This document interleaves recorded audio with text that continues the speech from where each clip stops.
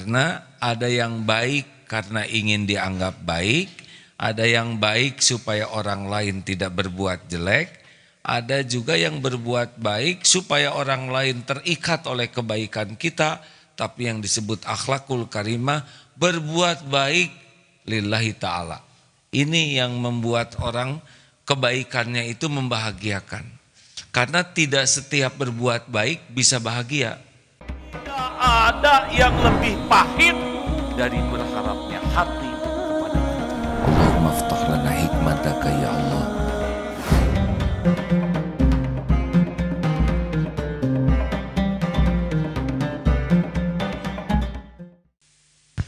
Bismillahirrahmanirrahim. Assalamualaikum warahmatullahi wabarakatuh. Alhamdulillahi rabbil alamin. La hawla wa la quwwata illa billahil aliyyil azim. Allahumma salli ala sayyidina Muhammad wa ala alihi wa ashabihi ajma'in. Semoga umur yang tersisa ini oleh Allah kita diberikan kemampuan untuk penuh manfaat. Karena orang yang paling beruntung bukan yang diberi sesuatu, tapi dijadikan jalan sesuatu. Kalau diberi uang tidak aneh, karena penjahat juga diberi uang. Diberi jabatan tidak aneh, karena penjahat juga diberi jabatan. Tetapi diberi jalan, kita manfaat untuk orang, itu beruntung. Karena rezeki itu ada 3, yang dimakan jadi kotoran, yang dipakai jadi usang, dan yang dinafkahkan di jalan Allah. Alhamdulillah hadirin, terima kasih. Ini ada dari SMA Lab School, boleh acungkan tangan, mana Lab School? Alhamdulillah 260, gurunya 20, asisten mentor 15, rohis 11, ikhwan 114, akhwat 100. Alhamdulillah. Ini merupakan tahun ke-16 kalau tidak salah kerjasamanya ya. Benar? 12, berarti dikurang 4. Alhamdulillah. Mungkin ada yang nanya, apa golnya?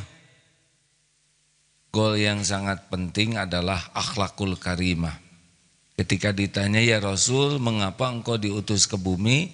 Jawaban beliau, innama bu'itstu liutammima makarimal akhlak. Sesungguhnya hamba diutus ke bumi hanyalah untuk menyempurnakan kemuliaan akhlak. Jadi Rasulullah itu bersimbah air mata, keringat, bahkan darah adalah agar umat manusia punya puncak akhlak. Apa bedanya akhlak sebelum Rasul dengan akhlak sesudah Rasul? Bedanya mendasar. Karena ada yang baik karena ingin dianggap baik, ada yang baik supaya orang lain tidak berbuat jelek, ada juga yang berbuat baik supaya orang lain terikat oleh kebaikan kita, tapi yang disebut akhlakul karimah, berbuat baik lillahi ta'ala. Ini yang membuat orang kebaikannya itu membahagiakan. Karena tidak setiap berbuat baik bisa bahagia. Bahkan ada yang berbuat baik sakit hati. Tahu kenapa? Karena kurang ikhlas. Jadi adik-adik, siapakah Lab School yang paling sukses? Gampang, lihat yang paling mulia akhlaknya. Nah, ada 3 tingkatan memiliki akhlak mulia. 1, masih ingat pelajarannya sudah dapat belum dek? Yang disebut 3 sa. S yang pertama apa? Saya aman bagimu. Tingkatan akhlak yang pertama dan utama adalah al-muslimu man salimal muslimuna min lisanihi wa yadihi. Yaitu kita aman bagi orang lain. Saya aman bagimu. Orang Islam di mana dia ada, tidak ada satupun yang terganggu baik manusia maupun binatang maupun pepohonan. Jelas hadirin sekalian? Ini penting nih. Jadi tidak ada cerita kita duduk nyabutin rumput zolim. Apa salah rumput? Kenapa dia dicabutin lehernya? Sambil duduk pulpen cekluk, cekluk, cekluk, cekluk. Bagaimana kalau yang takdirnya kita yang jadi pulpen? Betapa sakitnya leher kita. Cekluk, cekluk. Pulpen tidak boleh teraniaya. Kucing tidak boleh ada yang teraniaya. Ada hadis Rasulullah SAW, seorang wanita ahli ibadah mengurung seekor kucing, tidak diberi makan dan tidak diberi jalan untuk nyari makan, ia finnar, itu wanita di neraka. Kenapa? Karena zalim.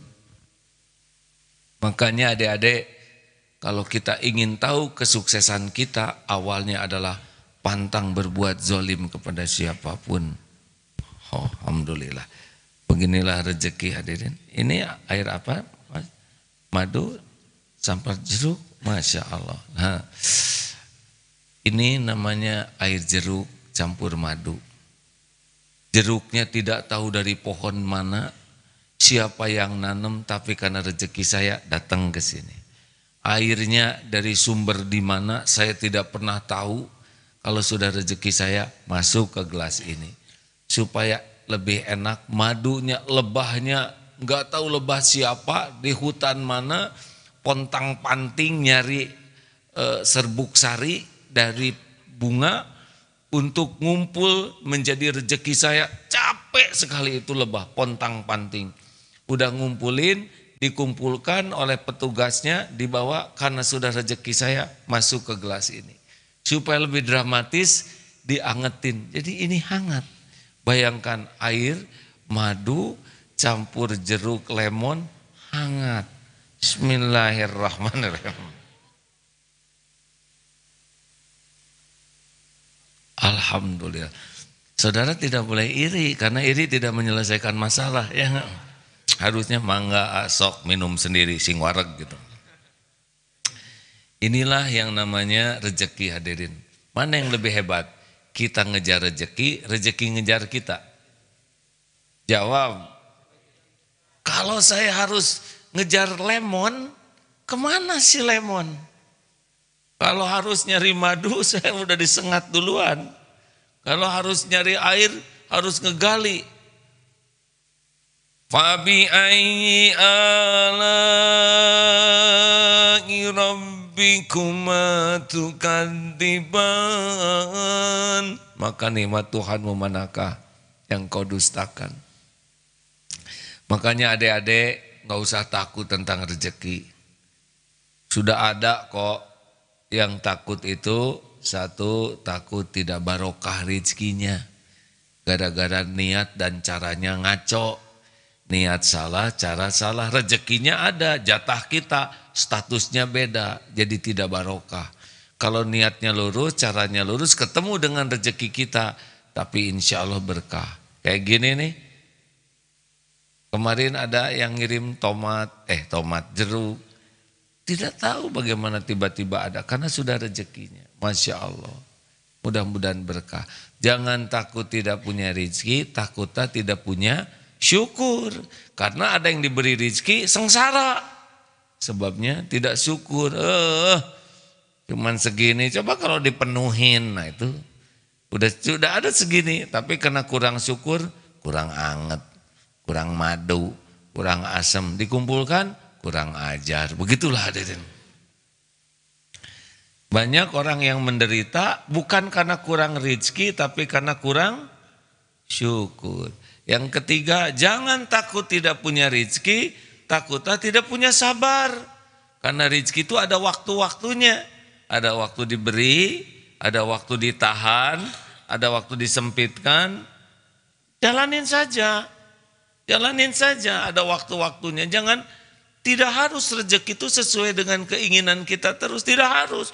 Saya harusnya nih untung 5 miliar, kok cuma 4 miliar,9. Oh, kufur nikmat. Cuma beda 100. Sudahlah. Cool ya dalam hal apapun. tenang. Dan tidak sabar juga tetap ya. Benar? Yang keempat, jangan takut tidak punya rezeki, takutlah tidak punya ridho ketika giliran diambil. Kan ada waktunya. Ini saya ada HP, ini hadiah dari teman. Kemarin waktu jalan di Arafah, kena batu dikit pecah aja. Apa artinya? Kan? Artinya pecah ya. Artinya saya harus evaluasi, jangan-jangan sudah pakai yang enggak benar nih HP ini. Dia akan bersaksi di akhirat nanti. Ini peringatan. Untung yang pecah bukan HP-nya, bukan kepala kita, benar? Udah waktunya nanti akan pindah. Ini kalau sudah rezeki kacamata di dompet saya, ini ketinggalan, rusak, kedudukin, patah, kita harus ridho. Kalau sudah ada rezeki tukang tambal ban di dompet kita, ban meletus, betul? Kalau ada rezeki dokter gigi pada diri kita, cenut-cenut, itu ciri-ciri. Ada seseorang makan pecel lele, harganya 12.500, durinya di sini, dibawa ke dokter, ke rumah sakit, 300.000 hadirin. Satu duri, bersabar atau syukur? Syukur cuma satu durinya, kalau 12 kan lumayan hadirin. Sing sabar ya, sing ridho, karena memang rezeki rumah sakit. Kan di rumah sakit ada dokter, perawat, cleaning service, segala macam. Itu rezekinya ngalir, muter. Makanya kalau giliran diambil, sing ridho. Dan jangan pernah dengki dengan rezeki orang. Karena tiap orang punya kapling masing-masing.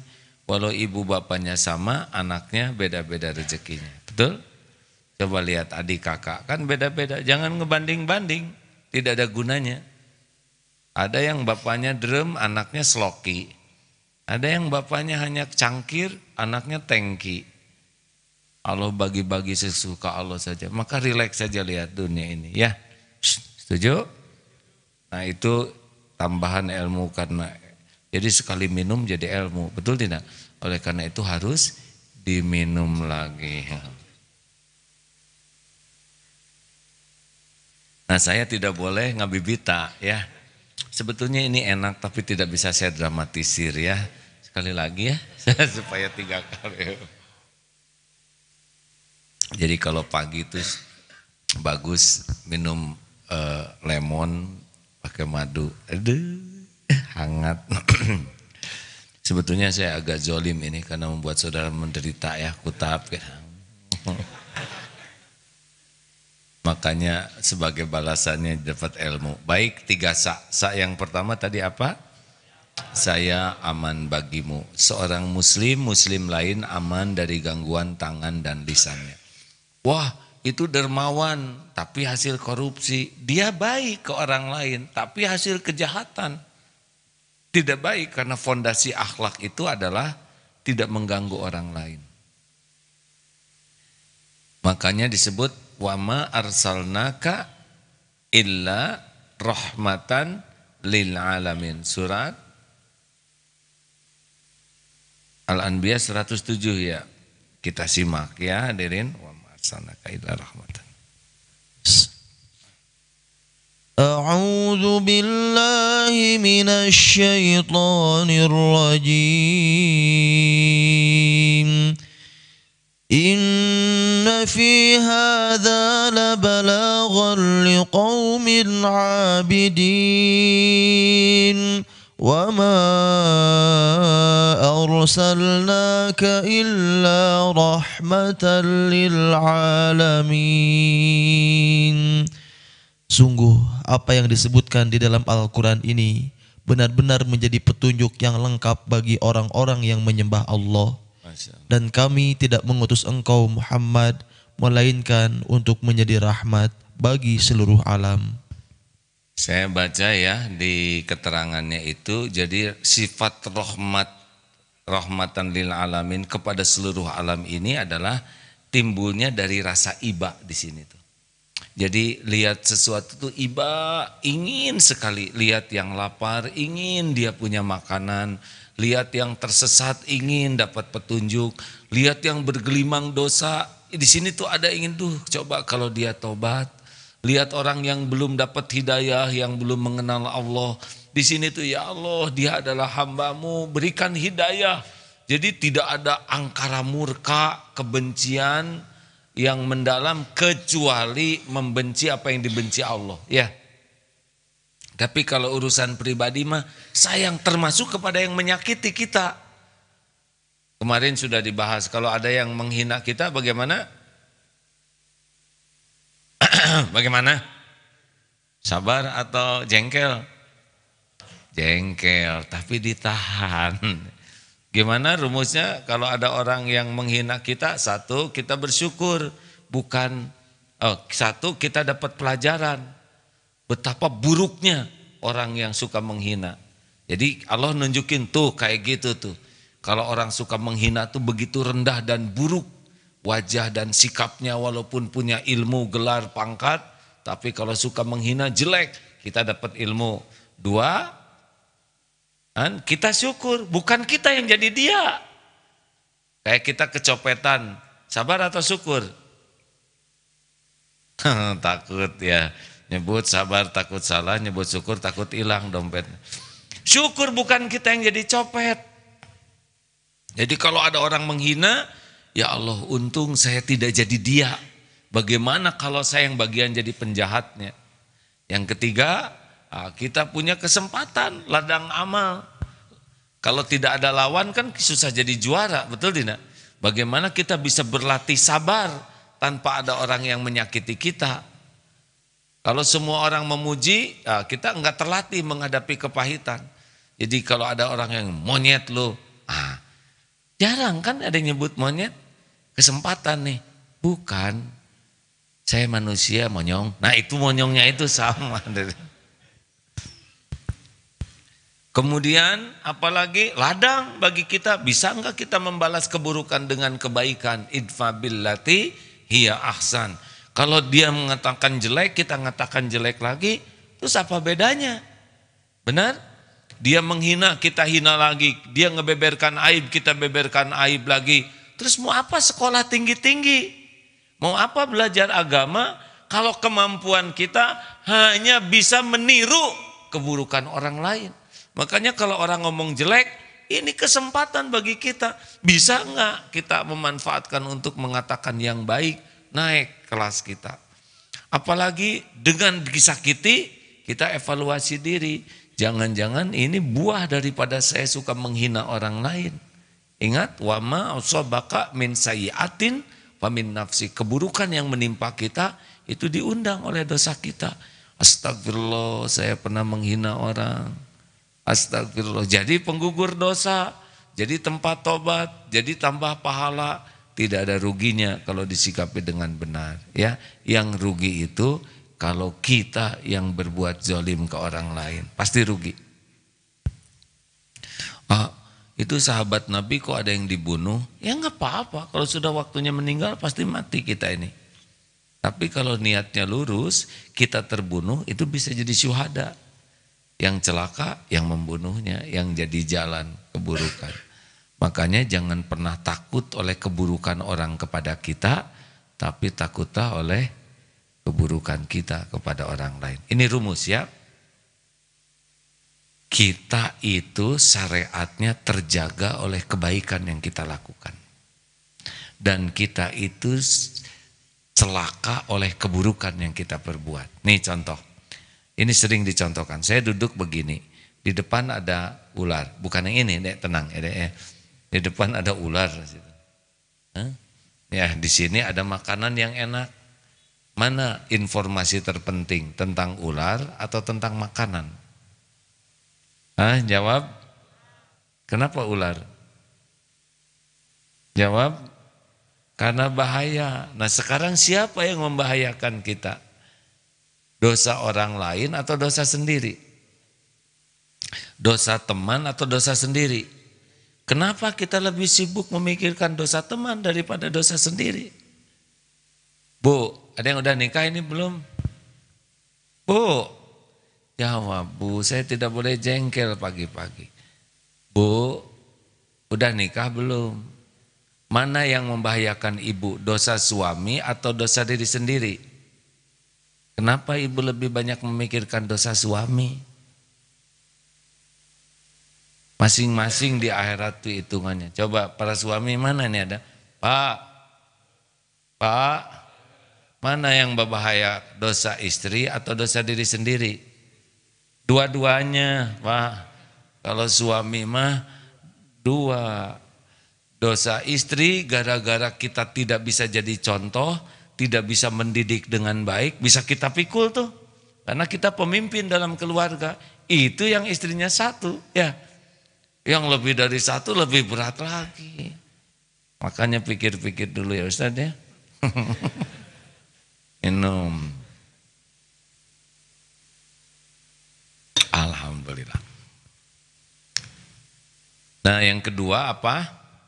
Saatnya saya menyenangkan bagimu. Nih, pokoknya tahap yang pertama jangan ngomong jelek, jangan memanggil dengan gelaran buruk, jangan yang Al-Hujurat 11-12 itu ya, ada 6 larangan. 1, jangan mengolok-ngolok, mengejek satu kaum karena boleh jadi yang diejek lebih baik darimu. 2, jangan saling mencela. 3, jangan saling memanggil dengan gelaran buruk seperti kecebong, kampret, atau disatukan jadi kecepret. Tidak boleh, tidak boleh, itu tidak boleh. Itu melanggar surat Al-Hujurat ayat 11. Ayat 12-nya dilarang berburuk sangka kepada orang yang beriman. Dilarang tajasus, mengorek-ngorek, mencari-cari aib kekurangan orang lain. Yang keenam, dilarang bergibah, mengatakan sesuatu yang kalau orang mendengar dia akan sakit hati. Dan dosanya penggibah itu seperti memakan daging mayat saudara kita yang meninggal lalu kita makan. Nah itu ayuhibbu ahadukum ayyakula lahma aqiqi maitan fakarihtum. Sukakah engkau memakan daging bangkai saudaramu yang sudah mati? Dan sepasang yang ngomong dengan yang dengar sama dosanya. Nyebelin banget ya orang itu, katanya pakai jilbab. Tapi mulutnya suka ngomongin orang. Nah sama tuh ya. Walaupun begitu. Karena dia sudah sama. Dan itu sama dosanya, ghibah. Nah yang kedua apa? Hey, lab school. Saya menyenangkan bagimu. Jadi yang kedua adalah akhlak itu adalah seperti yang dicontohkan Rasulullah SAW. Di mana Rasul ada menyenangkan. Ayo laki-laki terutama cik, enakan harum atau bau? Kalau mau kemana-mana cium dulu ketiaknya ya. Kalau kira-kira kurang harum pakai kapur barus, pakai apa? Deodoran. Kalau mau supaya minimal tidak ada orang yang terhebos terkontaminasi oleh ramuan mulut kita maupun ketiak. Harus menyadari ngemodal. Dan kalau kita ada teman yang kurang segar, fisiknya jangan, kamu bau. Itu melukai hati, salah. Harusnya bagaimana? Beli deodoran. 1 atau 2? 2. Kalau ngomong 1, nih buat ketiak kamu. Dia dapat, tapi sininya remuk, betul? Harusnya gini, alhamdulillah saya beli deodoran 2 nih, kelebihan 1. Mau pakai silakan, gitu. Padahal intinya dia kan. Tapi demi menjaga perasaannya. Ngerti enggak nih hadirin? Memang untuk jadi mulia mah butuh modal ya. Nanti yang 1 bisa dijual lagi ya. Tapi ya begitulah. Pakai rumus menyenangkan bagaimana? 5S. Senyum, salam, sapa, sopan, santun. Ulangi.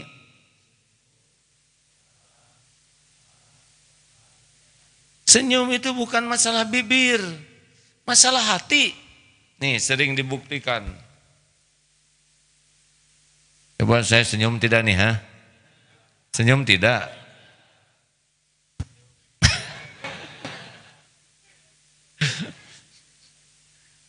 Bagaimana? Bagaimana? Senyum tidak nih sekarang kan?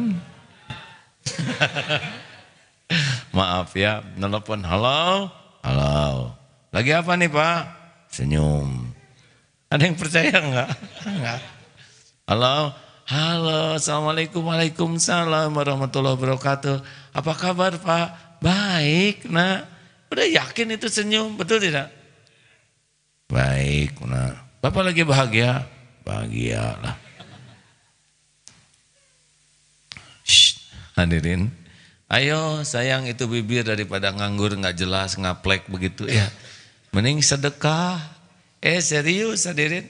Setiap orang yang jumpa dengan Rasulullah SAW itu Rasul itu dalam keadaan berwajah cerah, senyum, tulus. Jadinya suasana ke bawah enak. Guru coba masuk ke kelas. Assalamualaikum warahmatullahi wabarakatuh. Anak-anakku sekalian, apa kabar? Bagaimana kalau kita pulang sekarang juga? Oh, itu yang guru idaman. Coba kalau teng, teng, jelek, jelek. Keluarkan kertas selembar.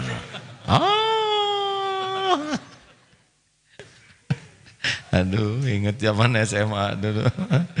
Ada yang lonceng tuh idaman, ada yang lonceng sama tuh horor. Tergantung ternyata wajah gurunya ya. Salam. Apa bedanya salam dalam Islam dengan salam yang lain? Doa. Selamat pagi. Siapa yang diselamatin? Gimana nasib kita? Nggak jelas. Makanya selamat pagi. Kok digeger anjing. Karena tidak jelas. Bukan tidak boleh. Kadang-kadang selamat pagi. Pagi. Nah ini makin gak jelas ya, kita udah tahu ini pagi, betul. Tapi ya begitulah kebiasaan. Good morning, siapa yang digudin? Morning. Tapi beda dengan Assalamualaikum. Semoga Allah memberikan keselamatan bagimu. Yang tadinya mau digigit anjing, bisa jadi dia yang gigit sate. Dirubah itu takdir serius. Yang tadinya bekal ketabrak beca, mungkin dia malah dapat hadiah beca ya. Oh serius, yang tadinya bekal kena musibah karena kita doakan boleh jadi selamat. Warahmatullahi. Semoga Allah melimpahkan rahmat. Mungkin preman pinggir jalan. Assalamualaikum warahmatullahi wabarakatuh man. Si preman datang. Aduh, kenapa saya jadi gini hidup? Kapan saya tobatnya? Orang ngedoain saya. Bisa tuh dapat hidayah. Ada sebuah rumah yang keluarganya bertengkar terus. Assalamualaikum warahmatullahi wabarakatuh. Semoga Allah mencurahkan rahmat. Bisa akur tuh. Wabarakatuh. Berkah itu adalah kebaikan yang sangat banyak. Dan bisa kekal ya. Jadi kalau ada rezeki yang berkah. Itu rezeki yang banyak kebaikannya dan bisa kekal. Rumah tangga yang berkah yang banyak kebaikannya dan kekal. Jabatan yang berkah, jabatan yang banyak kebaikannya dan bisa kekal. Nah itu doa. Makanya dek, kemana kita pergi, afsus salam, tebarkan salam. Sepakat? Sepakat tidak? Pernah suatu saat takdir di Australia, mereka juga pada nyapa, good morning, morning. Mereka aja nyapa, masa kita yang udah tahu ilmunya enggak nyapa, betul? Makanya S yang ketiga apa? Senyum, salam, sapa. Jadi sudah berapa lama duduk di sini? Udah nyapa belum? Udah kenal belum?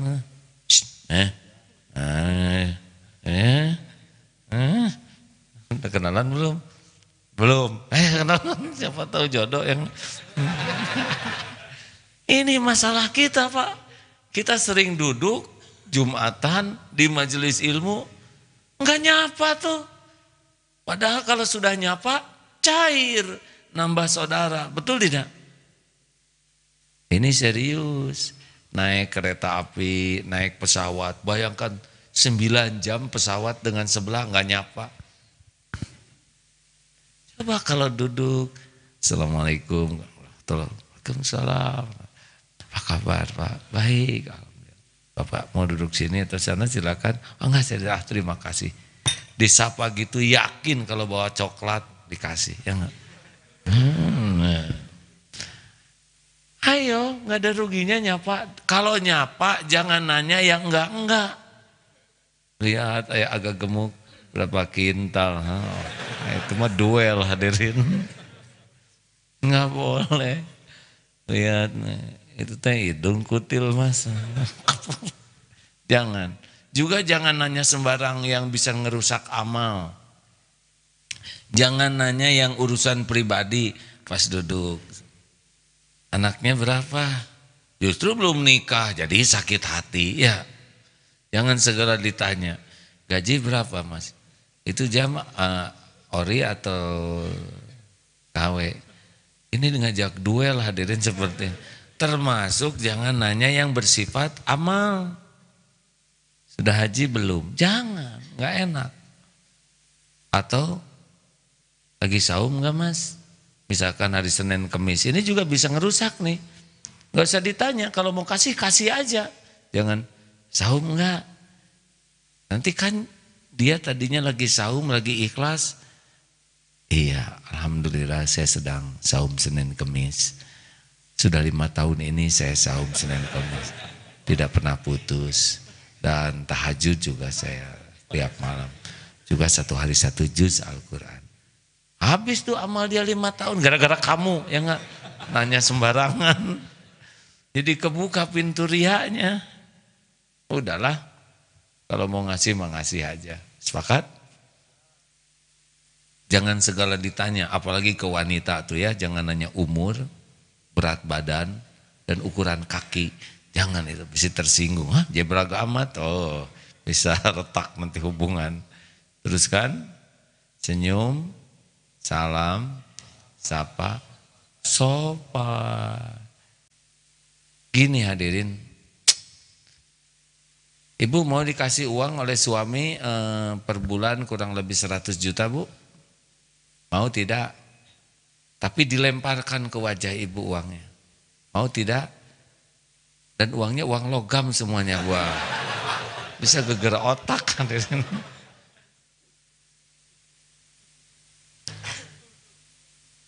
Oh, ngasih itu disukai tapi bisa rusak pemberian kalau hilang kesopanannya. Benar?